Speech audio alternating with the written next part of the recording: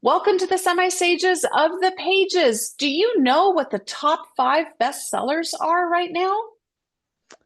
Um, the Bible, the dictionary, Atomic Habits. Atomic Atomic Habits. Habits.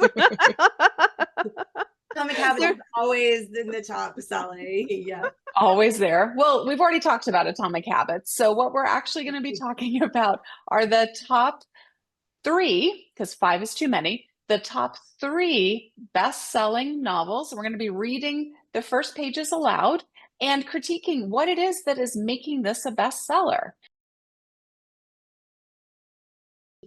And this is summer 2025. So our best selling list is coming off of what's hot right now. So hopefully you're joining us. Yeah.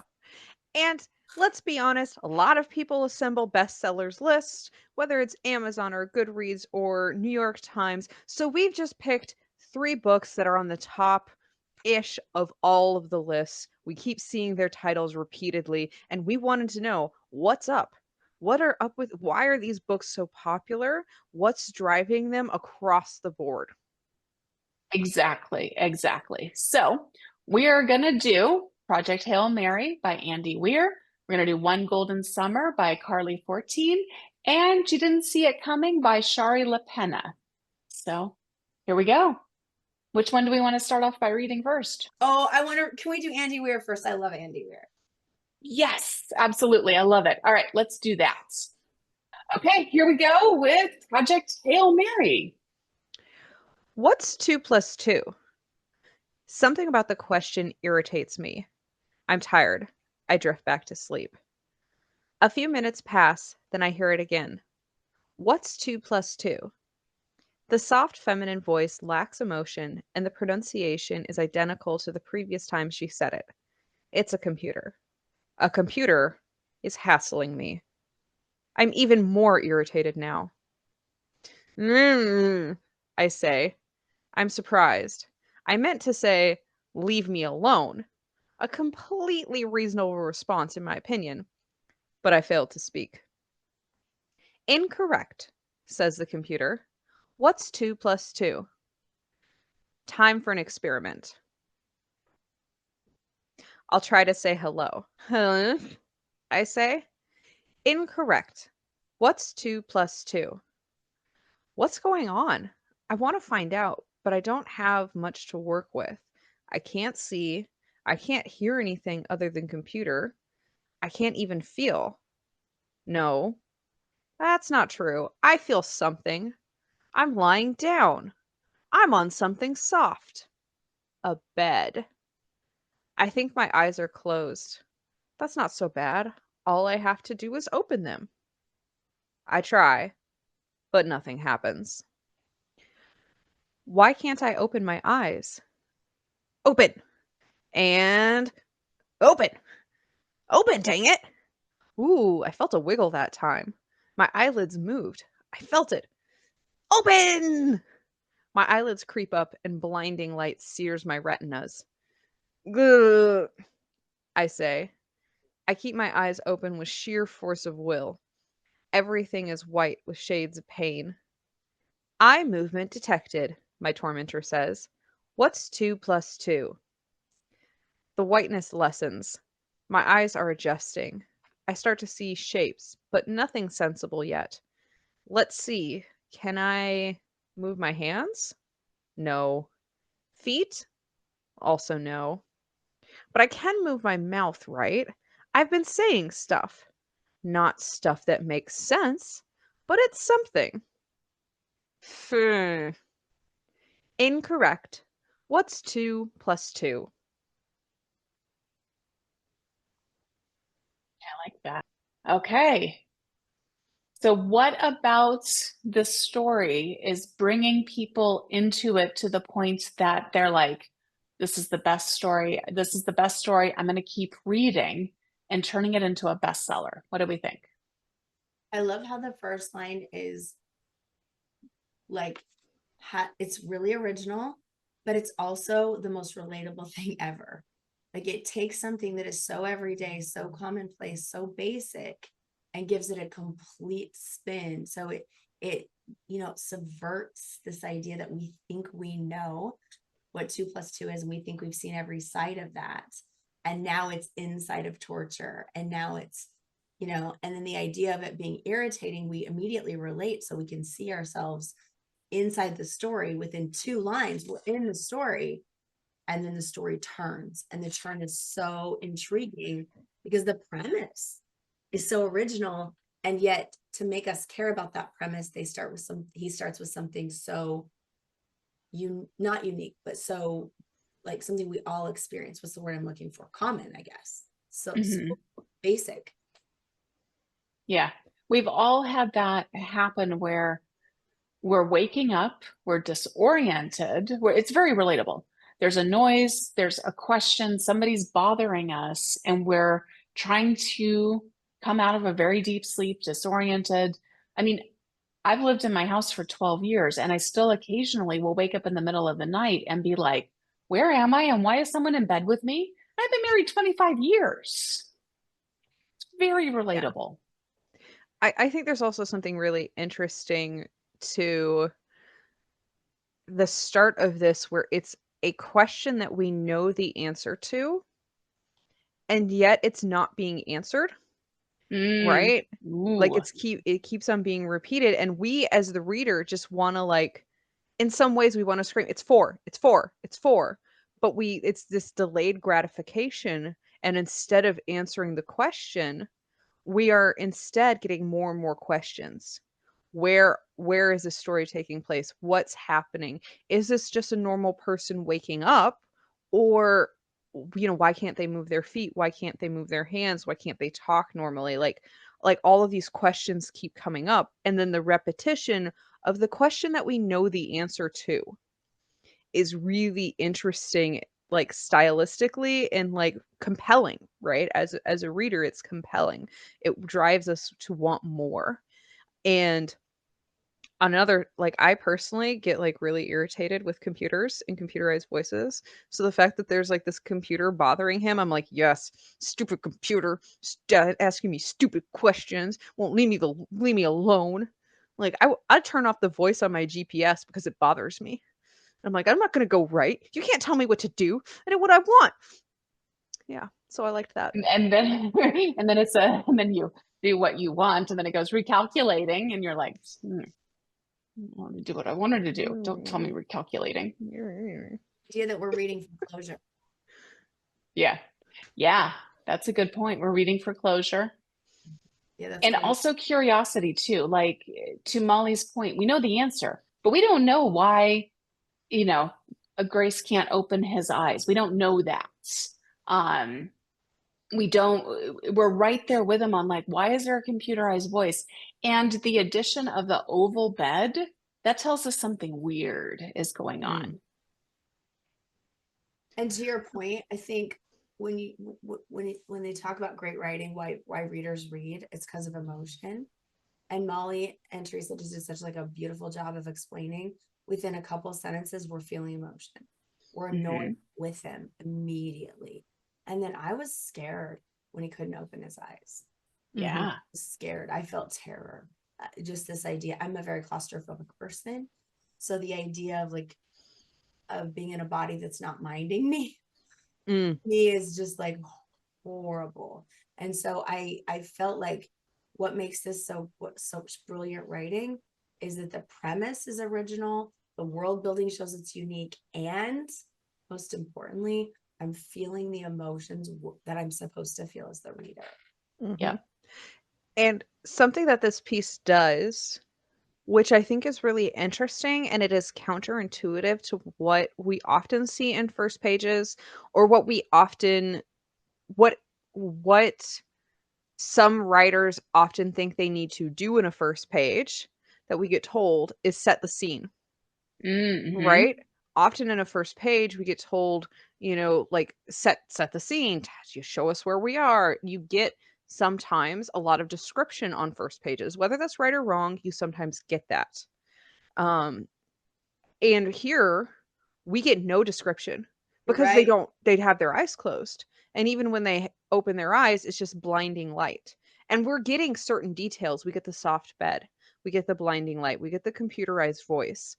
And it is a brilliant demonstration from a technical writing aspect of how very few details can actually give the reader a lot, right?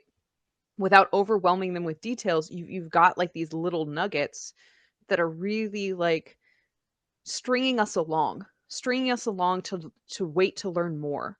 And instead we're focused, instead of looking around and seeing things, we're focused on, like you both have said, the character and the frustration and the motion, and bringing the reader into the scene from that aspect instead of making them see the scene around them. I like it. I like it. So, takeaways? You can break the things they tell you not to break if you're good at it. Yep. Yeah. Tell you how many people have said you never should have a character wake up in the first couple pages, and then bestseller after bestseller after bestseller breaks that rule. They'll do it. Yeah. Let's also say this is very accessible. That's another brilliant thing about this. This is accessible. It's easy to read. It's easy to understand. It's easy to flip. It would be easy to like devour this kind of style. Yeah.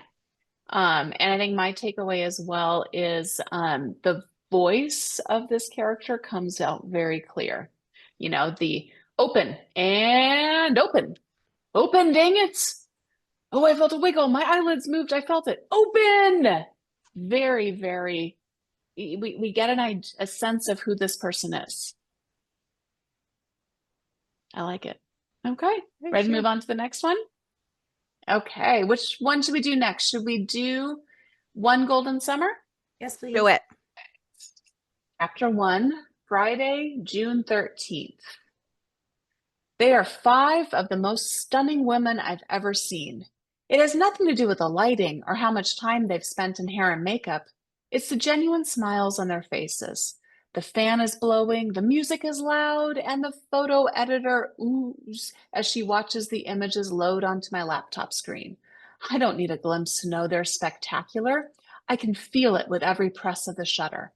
I'll crash later alone in my empty condo, but right now I'm in my element. When I'm behind a lens, I can draw out a sly grin or a slight tilt of the chin. I'm in command. It's one of the reasons I've been working so much lately. I need this feeling. The buzz of a perfectly humming set is my high. The youngest woman is in her 20s, the oldest in her 70s, and none of them are professional models. It took time to earn their trust when they arrived at my studio. If anyone understands how nerve-wracking it can feel to have your photo taken, it's me. Now the women dance and pose in bathing suits without a shred of self-consciousness. Their stretch marks, wrinkles, and cellulite are on display, emblems of their lives given due reverence in each frame. It's going to be impossible to make selects, Willa, the photo editor says once we wrap. We're standing shoulder to shoulder, scrolling through the images on my computer. The best will run in Swish, a weekly style magazine that debuted this spring. There's so many great shots, Alice. I'm glad you think so, I say, beaming. I've never worked with Willa before, and I want to wow her. Swish is distributed in the country's largest paper, and it's all my industry friends can talk about. This is my first gig for the magazine, and I want to nail it. Magazine work doesn't pay very well, but it's far more creative than what I get to do with my commercial clients. It's also increasingly rare. I pause on a shot of Monica, a new mom who was the most nervous of the group. Her head is thrown back and her arms are flung out. It's a moment of pure joy. We have 2 weeks for you to file, Willa says. No problem. This will be a low-touch edit. The assignment brief described it as a refreshingly real swimwear shoot with regular people showcasing the looks. It's another reason I was excited about the job. No aggressive photoshopping. I'll just fix the flyaways and the blemishes. It'll be fast. Well, you might have to do a little more than that. Willa lowers her voice. I want to keep it authentic. But let's say the lumps and bumps are more of a suggestion of cellulite. I'm sure you can work your magic. Okay. My smile vanishes. I love that next line. I can read the next line. My smile vanishes. I've collected enough euphemisms for digitally altering the female body to fill a thesaurus. I've been told to make women look more flattering, appealing, engaging, enticing, attractive, and flat out more fudgeable, but I've never been asked to suggest cellulites.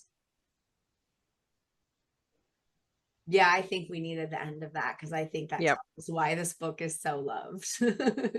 Agreed. Agreed. All right. What do you guys think? I feel like this author is really touching a nerve about what the readers feel in their life. The frustration with the constant touch ups. I was literally just talking to a friend the other day, and she went to Disney with her friends. She was in full makeup and she feels so good about herself. And her friend shared a picture that she took. But before she shared it with them, they filtered her. And Wow. she was very frustrated. She's like, I looked good already. I was happy with the way I looked. And they filtered me so much, and she couldn't get the filter off to get the authentic picture.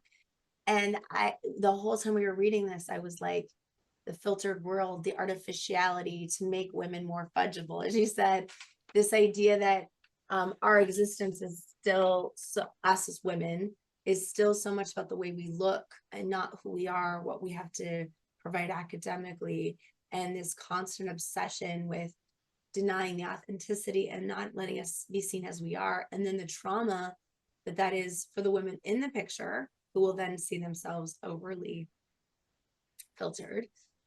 The photographer who's really trying to say something else about we're beautiful as we are. We don't need, to be this other way. We don't need to always be 19 our whole lives, kind of thing.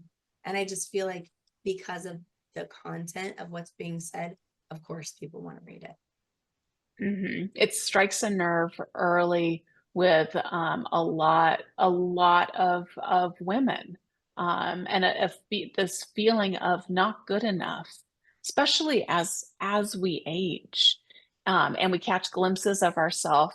Morgan and I were just talking about this, glimpses of our reflections, and being like, "Oh my gosh, that's not me."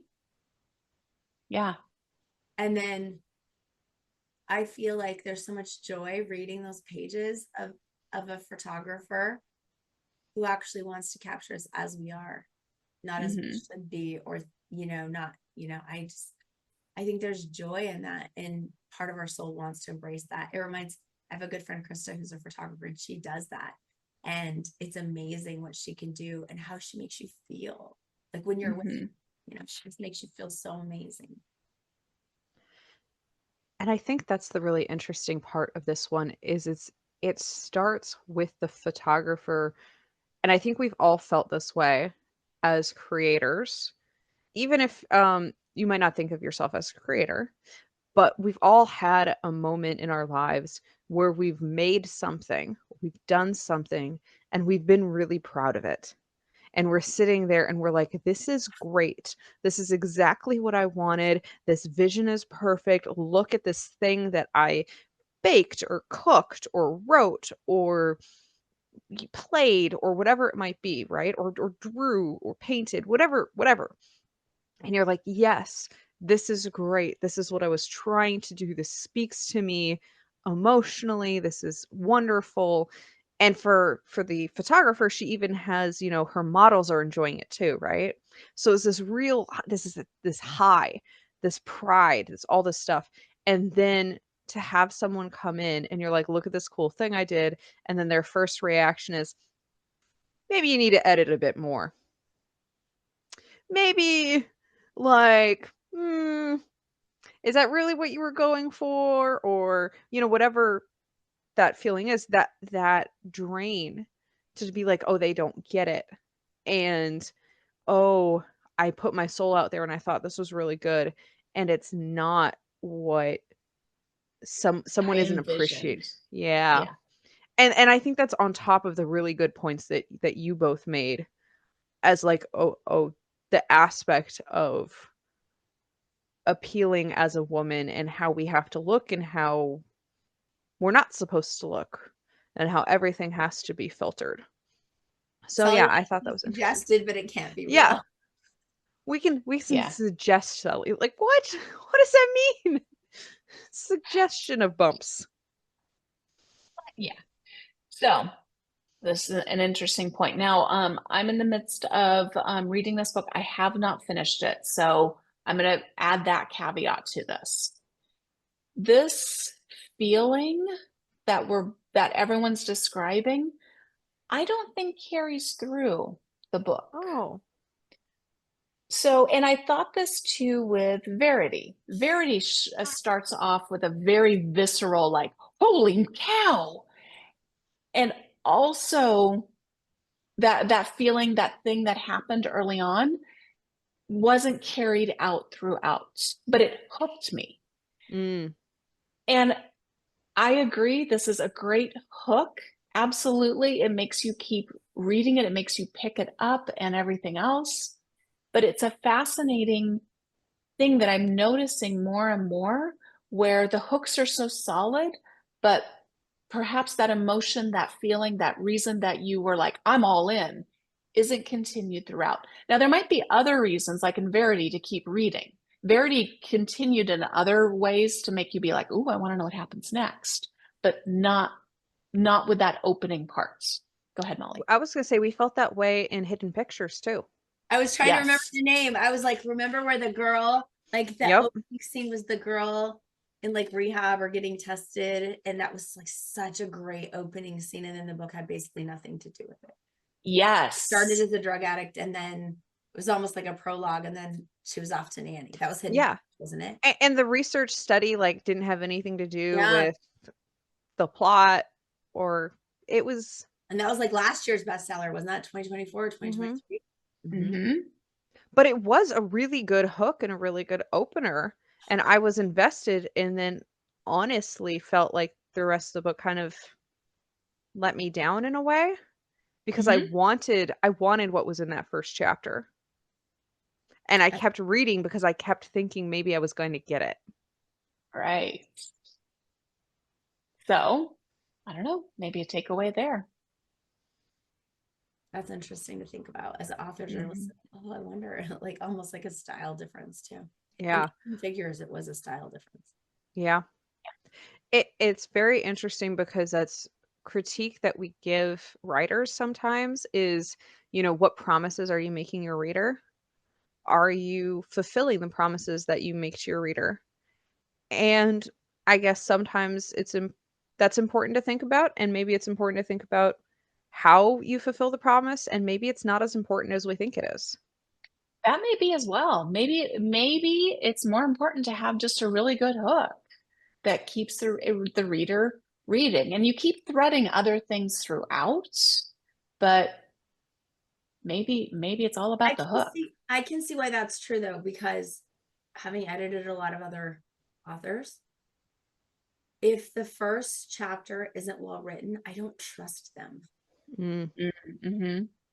So I don't know if they're making mistakes as an author, where if the first chapter is really, really well written, I'm like, oh, they'll figure it out. I read that first chapter was so good. And so I will suspend belief for someone who gives me a first chapter and give them a trust. Like it's almost like a good first impression, maybe. Just like when you're just like, oh, I trust them. I feel good about them, And so you kind of just, I'll escape into their world for a while because it builds that trust.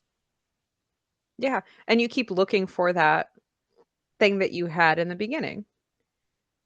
And sometimes you find it again. I like it. All right. Ready to move on to the third? Yeah. Okay. So I'm excited for this one. All right. So the third one is She Didn't See It Coming. Okay. So this one starts with a prologue. 6 weeks ago, Bryden Frost is running late. She has to pick up her daughter, Clara, from daycare within the next few minutes, or she will get a reprimand and a lateness fee. She doesn't care about the fee. It's a reprimand she wants to avoid. She knows to expect traffic at 5 o'clock on a Tuesday in late January in Albany, New York, a city of about 1,000, but today it's worse than usual. It's stop and start. She glances down at her cell phone in the coffee cup holder to her right, anxious that it will light up with a call from the daycare. Or a text. Why do they text her when they must know she's in the car on her way? She fumes behind a large truck that blocks her view so she can't see what's going on ahead. The hell is the problem? She thinks of adorable little Clara, the light of her life, waiting for her at daycare. Is she the only one left? No, she can't be. Some kids and staff stay later, kids whose parents work longer hours. At 3, is she old enough to realize her mother is late to pick her up? To feel sad, forgotten? Have they put her in her little pink corduroy jacket already? And is her little heart falling as all the other children are swooped into eager arms?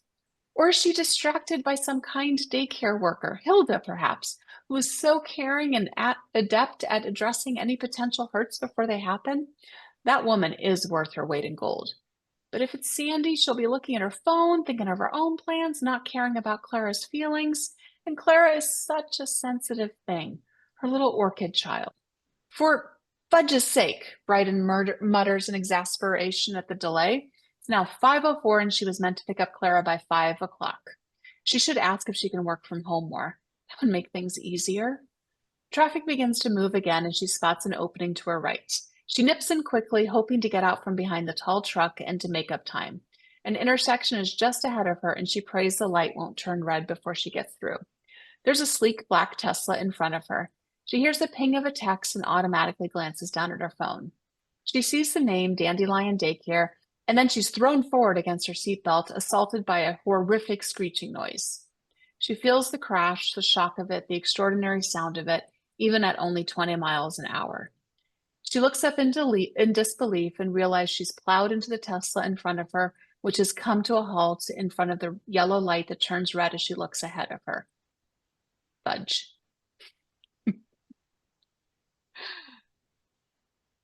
Okay. What kept me reading was definitely the story itself. I wasn't as into the style. For me, it was a little simplistic and stays that way throughout the text. But I read the whole thing and never really had any intention of putting it down. I was interested. Every chapter left you with a good like cliffhanger. There were lots and lots of red herrings, lots of things you could chase as possible who did it. Mm-hmm. You felt for the victims and it kept you really thinking about your own life and how safe you were in your own life. And the whole novel parrots an actual real life true crime, and it messes with that throughout. And so setting it up with this innocence at the very beginning really works, because then you're called back to the innocence at the beginning as you have to deal with the darkness of humanity. So there's this really intense juxtaposition between innocent family dynamics and then what people are capable of. Wow, that was very insightful. I was going to say it just hones in like the last one did on kind of like that basic emotion that those of us that have kids and have been late to school pickup feel. And I love this because I felt that way too, of like, oh no, my child's going to hate me. And like all the other parents, they have their lives together and I don't. I love how all three of them, even though like fundamentally like Project Hail Mary is, for those who might not know, it's a sci-fi story. The character is, their story is not something most of us or any of us will ever go through. Most of us Hopefully aren't going to do not. space travel, But despite that, and most of us won't be involved in true crime murder investigation. Hopefully not. Hopefully not, right? So, but yet, at the beginning of all of these stories, the author is doing something where they're making it relatable. Wherever they start with, it is very relatable, a very relatable feeling, a very much like, oh yeah, I've been there. Oh yeah, I know this feeling.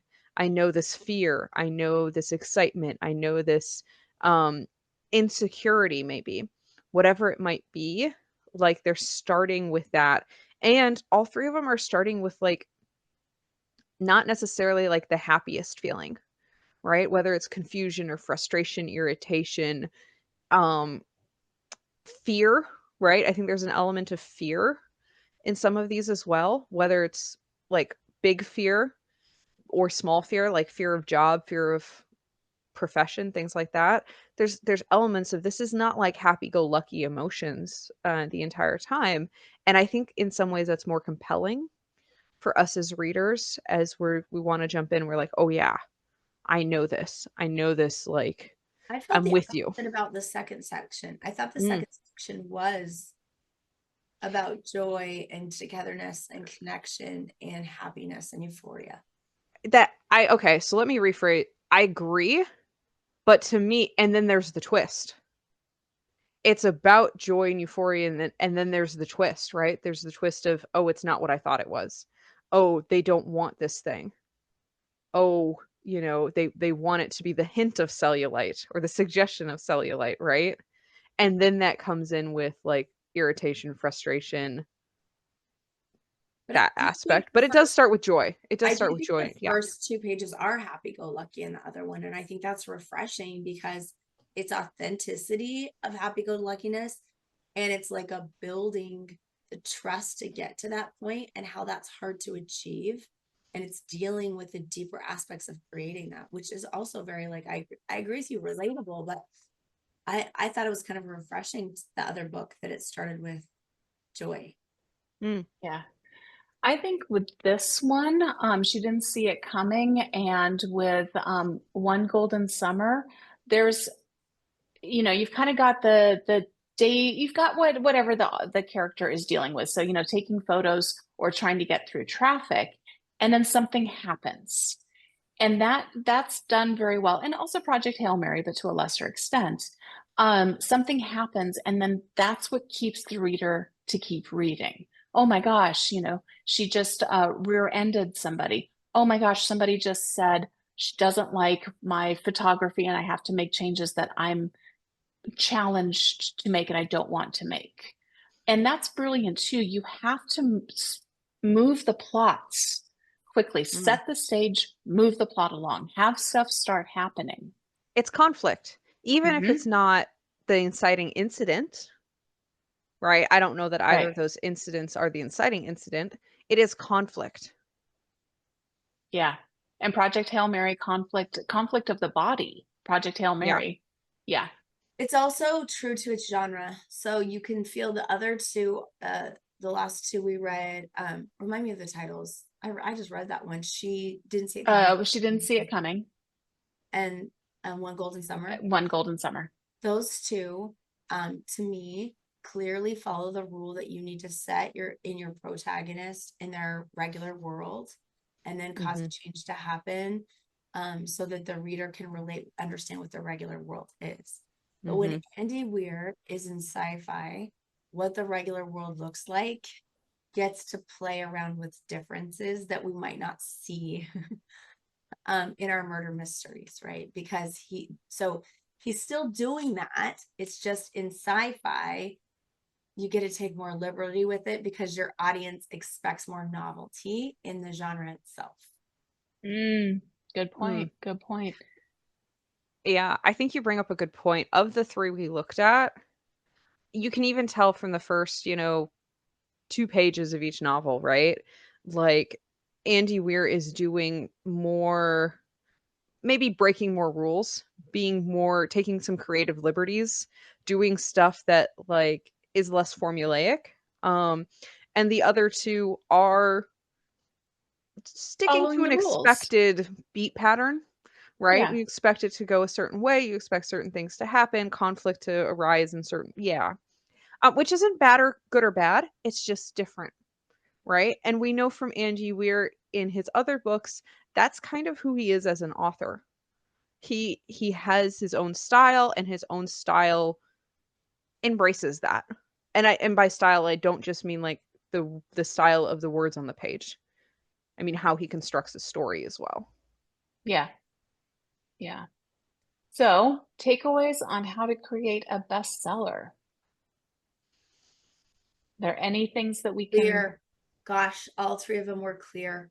I knew where I was. I knew who I was with. I knew when I was. I wasn't fighting to understand anything.